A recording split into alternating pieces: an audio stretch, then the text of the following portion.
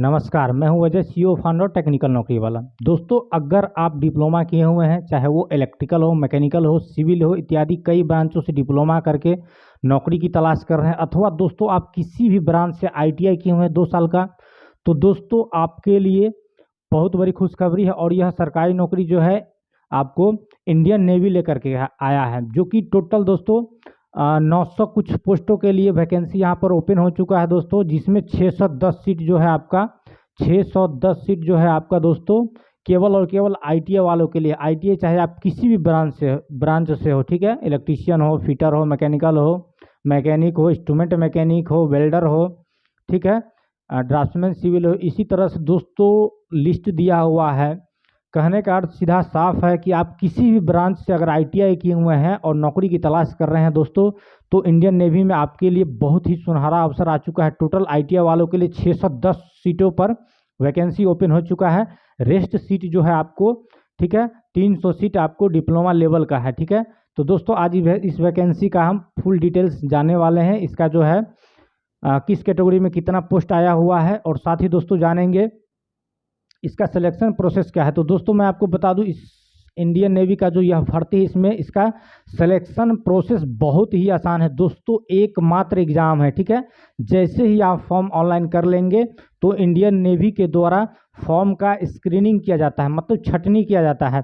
अगर दोस्तों छटनी के बाद अगर आपका जो है एप्लीकेशन सेलेक्ट हो जाता है रिटन एग्जाम के लिए, और थोड़ा सा अगर आप कॉन्शियस है दोस्तों, तो इसमें आसानी से नौकरी प्राप्त कर सकते हैं, ठीक है। इसमें एकमात्र रिटन एग्जाम है, ठीक है, स्क्रीनिंग के बाद। तो दोस्तों इन तमाम बातों पर आज हम चर्चा करेंगे, किस तरह से क्या होने वाला है, सिलेबस जो एग्जाम का होगा वो किस तरह से रहेगा, ठीक है।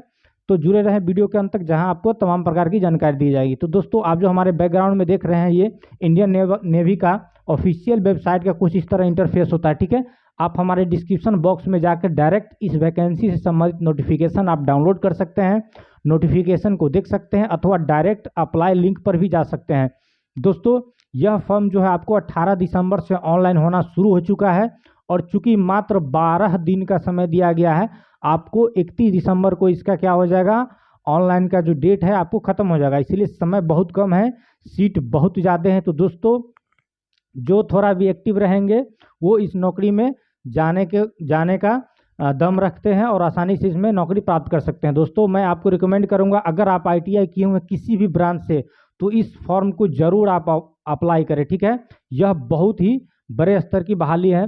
तो इसका फुल नोटिफिकेशन आज हम देखेंगे, इसका क्या बताया जा रहा है दोस्तों। तो इसका जैसे ही आप हमारे डिस्क्रिप्शन बॉक्स से पीडीएफ डाउनलोड करेंगे तो कुछ इस तरह का दोस्तों पीडीएफ आपको देखने को मिल जाएंगे, ठीक है। Government of India, ministry of defence ministry के अंतर्गत जो है सेंट्रल गवर्नमेंट की यह नौकरी है, इंडियन नेवी में आया हुआ है। यहाँ साफ देख सकते हैं नोटिफिकेशन क्या है, Indian navy civilian entrance test INCET 01/2023, ठीक है। दोस्तों इसमें कौन कौन से पोस्ट पर वैकेंसी आया हुआ है, इसकी अगर हम बात करेंगे तो आप देख पाएंगे requirement for the post of, देखिए चार्जमैन, ठीक है, पोस्ट का नाम क्या है, चार्जमैन, जो कि आपका एम्यूनिशन वर्कशॉप में है।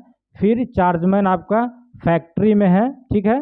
फिर आपका दोस्तों पोस्ट का नाम है सीनियर ड्राफ्ट्समैन, इलेक्ट्रिकल के लिए, मैकेनिकल के लिए, और दोस्तों यहाँ पे कंस्ट्रक्शन के लिए, कार्टियोग्राफिक के लिए। यहाँ पर दोस्तों ये सब जो पोस्ट है आपको चार्जमैन वाला, ठीक है, सीनियर ड्राफ्ट्समैन, इलेक्ट्रिकल मैकेनिक, ये सब डिप्लोमा लेवल का है। और अगर आईटीआई लेवल की बात करते हैं दोस्तों, तो ये जो ट्रेड्समैन मेट जो है, ये आईटीआई लेवल का वैकेंसी के लिए, ठीक है, आईटीआई जो कि टोटल 610 पोस्टों के लिए है, ठीक है। दोस्तों इसी का आज हम फुल आपको जानकारी देने वाले हैं। तो आप इंडियन नेवी के ऑफिशियल वेबसाइट पर जाकर इसको अप्लाई भी कर पाएंगे, क्योंकि दोस्तों ये जो है फॉर्म ऑलरेडी अप्लाई होना शुरू हो चुका है 18 दिसंबर से, ठीक है। नेक्स्ट बात करेंगे हम लोग दोस्तों, यहाँ पे आप देख लेंगे कि ग्रुप बी के अंतर्गत जो भी पोस्ट है ये सब आपको डिप्लोमा लेवल का है, ठीक है। ग्रुप बी के अंतर्गत जो भी पोस्ट है डिप्लोमा लेवल का है। तो group B non gazetted non ministerial post जो है, ये आपका 7th पे के अनुसार जो है लेवल 6 का जॉब है दोस्तों, जिसमें 35,400 से, ठीक है, 1,12,400 तक आपका जो है सैलरी बेसिक बनने वाला है, ठीक है दोस्तों। तो अगर हम डिप्लोमा की बात करते हैं दोस्तों, ये सब जो डिप्लोमा का पोस्ट है देख लीजिए आप। चार्जमैन जो है एम्यूनिशन वर्कशॉप में टोटल 22 वैकेंसी है डिप्लोमा वालों के लिए। नेक्स्ट बात करेंगे दोस्तों चार्जमैन फैक्ट्री में जो आपका 20 वैकेंसी है। और सीनियर ड्राफ्ट्समैन दोस्तों इलेक्ट्रिकल डिप्लोमा के लिए 142 सीट है, काफ़ी मात्रा में है। सीनियर ड्राफ्ट्समैन मैकेनिकल के लिए दोस्तों यहाँ पर 26 सीट है। सीनियर ड्राफ्ट्समैन कंस्ट्रक्शन के लिए दोस्तों 29 है। इसी तरह से सीनियर ड्राफ्ट्समैन कार्डियोग्राफी के लिए 11 है। और दोस्तों सीनियर ड्राफ्ट्समैन आपको अरमेंट में टोटल 50। इस तरह से दोस्तों टोटल 300 सीट जो है डिप्लोमा वालों के लिए है। टोटल 300 सीट दोस्तों only for diploma electrical mechanical, ठीक है। ड्राफ्ट्समैन सिविल इत्यादि कई ब्रांच है जिसका आज नीचे पता चलेगा और कौन कौन से ब्रांच है। टोटल 300 सीट है दोस्तों, ठीक है। नेक्स्ट जो है अपना 610 सीट जो है ट्रेड्समैन मेट का, ये आपको ITI का है, ठीक है, ITI वालों के लिए। तो उसकी अगर हम बात करेंगे दोस्तों, यहाँ जो लिखा हुआ है ट्रेड्समैन मेट, ये जो आपको दोस्तों है ये टोटल सीट आपको ITI लेवल का, ठीक है, जो कि ग्रुप C के अंतर्गत आएगा ट्रेड्समैन मेट का, ठीक है। ये भी non gazetted industrial payment 7th पे के अनुसार लेवल 1 का जॉब है दोस्तों, ठीक है। लेवल 1 में आपको रखा जाएगा जिसमें आपका 18,000 से 56,900 तक बेसिक सैलरी मिलने वाला दोस्तों, ठीक है। इसी तरह से सिटिंग पोजीशन की बात करेंगे हम पोस्ट का, तो दोस्तों आपको मैं बता दूं इंडियन नेवी को यहाँ पे 3 कमांड में बांटा गया है। ईस्टर्न नवल कमांड जिसमें टोटल वैकेंसी 9 है। इसी तरह से दोस्तों वेस्टर्न नवल कमांड में 565 वैकेंसी ITI वालों के लिए। नेक्स्ट दोस्तों साउदर्न नवल कमांड में 36 है। इस तरह से दोस्तों टोटल सीट का 610 ITI लेवल का जो है टोटल 610 सीट है ट्रेड्समैन मेट का, ठीक है। अलग अलग कमांड में यहाँ पे वैकेंसी आ चुका दोस्तों। तो अगर दोस्तों मैं आपको पहले से बता रहा हूँ, अगर आप ITI किए हैं और नौकरी की तलाश कर रहे हैं, अभी तक आप तैयारी में लगे हुए हैं, कहीं भी अभी तक आपको नौकरी में सफलता नहीं प्राप्त हुई, तो दोस्तों इस फॉर्म को जरूर आप अप्लाई करें क्योंकि इसमें जो सीटों की संख्या है वो काफ़ी मात्रा में 610 सीट बहुत ही ज़्यादा है दोस्तों। और प्लस पॉइंट ये है कि आप किसी भी ब्रांच से हो ITI किए हुए हैं, आप इसके लिए एलिजिबल है। इस फॉर्म को आप दोस्तों अप्लाई कर सकते हैं, ठीक है। नेक्स्ट हम लोग बात करते हैं दोस्तों हम लोग अगर उम्र सीमा की बात करें तो आपको मैं बता दूं दोस्तों, ये जो डिप्लोमा लेवल का 2 पोस्ट है, ठीक है, चार्जमैन एम्यूनिशन वर्कशॉप और चार्जमैन फैक्ट्री, इसके लिए उम्र सीमा मिनिमम 18 मैक्सिमम 25 रखा गया। इसी तरह से दोस्तों डिप्लोमा लेवल का यहाँ से यहाँ तक जो सीट है सीनियर ड्राफ्ट्समैन का electrical mechanical construction cardiography armament का, इसमें मिनिमम 18 और मैक्सिमम आप 27 साल तक की उम्र है तो अप्लाई कर सकते हैं। और जो लास्ट वाला है दोस्तों ट्रेड्समैन मेट का ITI वाला के लिए, इसमें भी आपको उम्र सीमा जो है 18 से 25 साल रखा गया है। इस तरह से दोस्तों उम्र का जो है सीमा रखा गया है। इस उम्र के अंतर्गत अगर आप आते हैं तो आप जरूर इसको अप्लाई करें। इसके अलावा दोस्तों केंद्र सरकार का जो नियम है, ठीक है, उम्र सीमा में जो छूट का, उसके अनुसार अगर आप सर्टिफिकेट वहाँ पे प्रस्तुत करेंगे तो उम्र सीमा में ही छूट मिलेगा, ठीक है। अगर मान लीजिए आपका उम्र सीमा ओवर हो रहा है, तो जैसे कि OBC को 3 साल का मिलता है, SC ST को 5 साल का मिलता है, इस तरह से दोस्तों जो भी सेंट्रल गवर्नमेंट का है टर्म कंडीशन, उस कंडीशन के अनुसार उस फॉर्मेट में आप सर्टिफिकेट तैयार करेंगे तो आपको उम्र सीमा में छूट भी प्रदान किया जाएगा। नेक्स्ट दोस्तों हम लोग बात करने वाले हैं क्वालिफिकेशन के लिए, ठीक है, किस पोस्ट पे क्या क्वालिफिकेशन होना चाहिए। तो हमने बताया था दोस्तों कि कुछ डिप्लोमा लेवल का है, जिसको आप देख पाएंगे यहाँ पे सबसे पहला जो है पोस्ट है चार्जमैन का, ठीक है, एम्यूनिशन वर्कशॉप का। इस पोस्ट के लिए एसेंशियल क्वालिफिकेशन है दोस्तों बैचलर ऑफ साइंस डिग्री, ठीक है। अगर आप बैचलर साइंस से हैं, साइंस में चाहे वो फिजिक्स हो, केमिस्ट्री हो, मैथ हो, किसी से अगर बैचलर डिग्री है तो आप इस फॉर्म को अप्लाई कर सकते हैं। इसके अलावा दोस्तों अगर आपने डिप्लोमा इन केमिकल इंजीनियरिंग में किया है, ठीक है, केमिकल इंजीनियरिंग से डिप्लोमा किया हुआ है, तो इस पोस्ट के लिए आप एलिजिबल है, भर सकते हैं। इसके अलावा दोस्तों चार्जमैन फैक्ट्री के अंतर्गत अगर हम बात करेंगे तो यहाँ पे सेम वही कंडीशन है, बैचलर ऑफ साइंस किसी भी स्ट्रीम से होना चाहिए, चाहे फिजिक्स हो, केमिस्ट्री, मैथ हो। इसके अलावा दोस्तों अगर आपने इलेक्ट्रिकल से डिप्लोमा किया है, इलेक्ट्रॉनिक्स से किया है, मैकेनिकल से किया है, कंप्यूटर साइंस इंजीनियरिंग से किया है, इत्यादि ब्रांच से अगर आपने डिप्लोमा किया है दोस्तों, तो चार्जमैन फैक्ट्री वाले पोस्ट को आप अप्लाई कर पाएंगे, ठीक है। नेक्स्ट दोस्तों हम लोग बात करने वाले हैं सीनियर ड्राफ्ट्समैन की, ठीक है। दोस्तों मैं बता दूं आपको, जो सीनियर ड्राफ्ट्समैन की पोस्ट है ये भी सभी ब्रांचों के लिए डिप्लोमा में इलेक्ट्रिकल हो, मैकेनिकल हो, ठीक है, सिविल हो, इत्यादि कई ब्रांचों का। लेकिन दोस्तों इसमें एक टर्म कंडीशन है कि आपके पास 3 साल का एक्सपीरियंस होना चाहिए, ठीक है। इस चीज़ को हम लोग देख लेते हैं किस तरह से मांग रहा है। सीनियर ड्राफ्ट्समैन इलेक्ट्रिकल की अगर बात करिएगा दोस्तों, तो यहाँ आप देख पाएंगे एसेंशियल क्वालिफिकेशन में बता रहा है कि मैट्रिकुलेशन पास और इट्स इक्विवेलेंट, मतलब कम से कम मैट्रिक होना चाहिए पहला।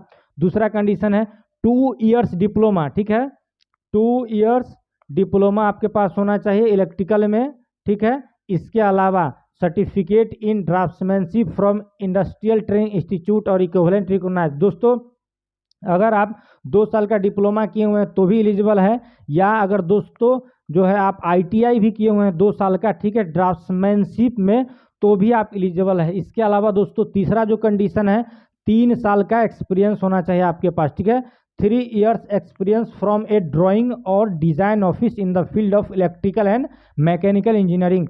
इलेक्ट्रिकल और मैकेनिकल इंजीनियरिंग फील्ड में आपका जो है एक्सपीरियंस होना चाहिए, ठीक है, डिजाइनिंग का, ठीक है, ड्राइंग या designing office in the field, ठीक है, ड्राइंग या डिजाइनिंग का आपके पास 3 साल का एक्सपीरियंस होना चाहिए इलेक्ट्रिकल या मैकेनिकल ऑफिस का, ठीक है, ऑफिस में मतलब किसी भी फील्ड का, ठीक है, इस तरह से आपके पास एक्सपीरियंस होना चाहिए, तभी आप इसको अप्लाई कर पाएंगे। इसके अलावा दोस्तों यहाँ पे कुछ डिजायरेबल भी दिया हुआ है, मतलब अगर आपके पास है तो बहुत अच्छा, नहीं है तो भी कोई दिक्कत नहीं है। Certificate in auto computer aided design, ठीक है, ऑटो कैड का अगर सर्टिफिकेट आपके पास है तो भी, जो कि डोएक के द्वारा आपको होना चाहिए, ठीक है, डोएक जो है, डोएक संस्था है, इसके द्वारा अगर आप ऑटो कैड किए हुए हैं तो यहाँ पे आपको बहुत ही अच्छी बात है, ठीक है। अगर नहीं भी किए हैं तो भी कोई दिक्कत नहीं है, डिजायरेबल क्वालिफिकेशन है, ठीक है।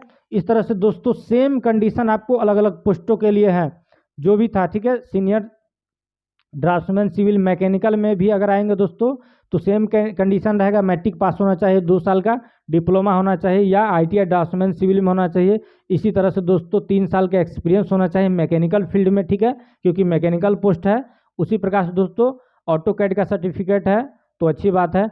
उसी तरह बात करेंगे दोस्तों सीनियर ड्राफ्ट्समैन कंस्ट्रक्शन का, तो आपको यहाँ पे डिप्लोमा होना चाहिए कंस्ट्रक्शन लाइन का, या ड्राफ्ट्समैन सिविल में ITI है तो भी चलेगा। और जो आपका एक्सपीरियंस होगा वो मैकेनिकल या नवल आर्किटेक्चर इंजीनियरिंग का होना चाहिए, ठीक है। इसी तरह से दोस्तों आपका सीनियर ड्राफ्ट्समैन आर्मामेंट का भी है। इस तरह से जब फुल नोटिफिकेशन आप पढ़ेंगे तो आपको और भी जानकारी डिटेल में मिल जाएगी। नेक्स्ट दोस्तों हम लोग बात करने वाले हैं ITI वाले के, जो हमने बताया कि टोटल 610 पोस्ट आया हुआ है। इस पोस्ट का नाम है ट्रेड्समैन में, ठीक है, टोटल 610 पोस्ट जो ITI का है। इसका क्वालिफिकेशन की अगर बात करेंगे दोस्तों तो बता रहा है 10th standard pass from recognised board या इंस्टीट्यूशन, मिनिमम आपके पास मैट्रिक पास होना चाहिए। इसके बाद दोस्तों certificate from a recognised industrial training institute ITI in the relevant trade, ठीक है, कह रहा है कि आप मैट्रिक और उसके बाद जो है किसी भी ITI से विभिन्न ट्रेडों में आपके पास सर्टिफिकेट होना चाहिए। कौन कौन सा ट्रेड, उसकी बात अगर करेंगे तो यहाँ पर बोल रहा है कि list of ITI trade eligible to apply for the post is placed at annexure 1। इस PDF के नीचे एनेक्जर 1 है, वहाँ पर लिस्ट दिया हुआ ITI ट्रेडों का, कौन कौन से ट्रेड्स आप ITI किए हुए हैं तो इसको अप्लाई कर पाएंगे। उस लिस्ट को पढ़ेंगे दोस्तों हम लोग, सीधे चलते हैं इस लिस्ट में कौन कौन से। यहाँ पर दोस्तों हम एनेक्जर 1 में आ चुके हैं, जहाँ पे आपको ITI ट्रेड का लिस्ट दिया हुआ है। यहाँ देख सकते हैं ट्रेड नेम, ठीक है, कौन कौन सा ट्रेड है। तो यहाँ पे टोटल ट्रेड जो है दोस्तों आप देख पाएंगे कितना ट्रेड है। तो दोस्तों टोटल 64 ट्रेड का नाम है, ठीक है। तो 64 ट्रेड में आप किसी भी ट्रेड्स ITI किए हुए हैं तो ये 64 ट्रेड में आप 100% आ जाएंगे, ठीक है। इसीलिए आपको उतना डिटेल पढ़ने की जरूरत नहीं है। फिर भी आप देख पाएंगे दोस्तों यहाँ पे कौन कौन सा ब्रांच है, कारपेंटर है, सिविल इंजीनियर असिस्टेंट है, centre air condition plant mechanic है, कंप्यूटर हार्डवेयर है, कंप्यूटर ऑपरेटर है, ठीक है, कटिंग सेविंग है, domestic painter, dress making, electrician, electronic mechanic, instrument mechanic, ठीक है, वेल्डर, ड्राफ्ट्समैन सिविल। इसी तरह से दोस्तों किसी भी ब्रांच में है, यहाँ पे टोटल दिया हुआ है, आप किसी भी ब्रांच में जरूर ही आ जाएंगे। किसी ब्रांच से किए हुए हैं तो इसी लिस्ट के तहत आप भी आएंगे, ठीक है, तो आप इसको जरूर अप्लाई करेंगे। नेक्स्ट दोस्तों हम लोग बात करने वाला है नेचर ऑफ ड्यूटीज़ का, ठीक है। आपका जो जॉब प्रोफाइल होगा, जब आप इसमें सेलेक्ट होंगे तो आपका जो जॉब प्रोफाइल होगा किस तरह का होगा। तो डिप्लोमा लेवल का जो था दोस्तों चार्जमैन एम्यूनिशन वर्कशॉप का, फैक्ट्री का, सभी का अलग अलग दिया हुआ कि आपका जॉब क्या होगा। तो एक मैं बता दे रहा हूँ आपको, जैसे कि अगर आप चार्जमैन एम्यूनिशन वर्कशॉप फैक्ट्री के लिए आप सेलेक्ट होते हो तो आपका जो जॉब रहेगा, क्या बोल रहा है कि responsible to his immediate superior for the discipline of the employ under his control, ठीक है, एंड फॉर द सेफ। कहने का अर्थ यह है दोस्तों कि आपको इस चीज़ का रिस्पॉन्सिबिलिटी दिया जाए कि आपके अंतर्गत जो भी वर्कमैन है वो सेफली काम करे और कंट्रोल में रहे, ठीक है।